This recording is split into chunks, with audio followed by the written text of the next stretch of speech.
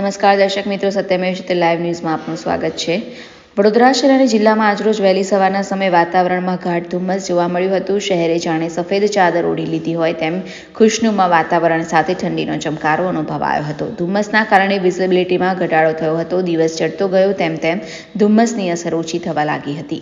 શહેરભરમાં ઠંડીનો ચમકારો જોવા મળી રહ્યો છે, ત્યારે બીજી બાજુ આજરોજ ગાઢ ધુમ્મસ ભર્યા વાતાવરણથી ઠંડીમાં વધારો નોંધાયો છે।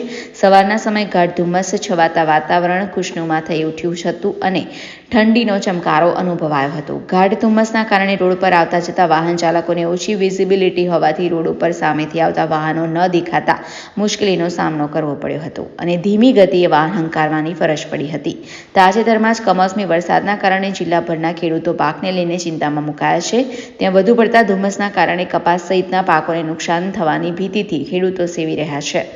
માવઠાના માર બાદ ધુમ્મસના કારણે ખેતીના પાકને નુકસાન થવાની શક્યતા છે। રિપોર્ટર સની સિંધે, સત્યમેવ જયતે।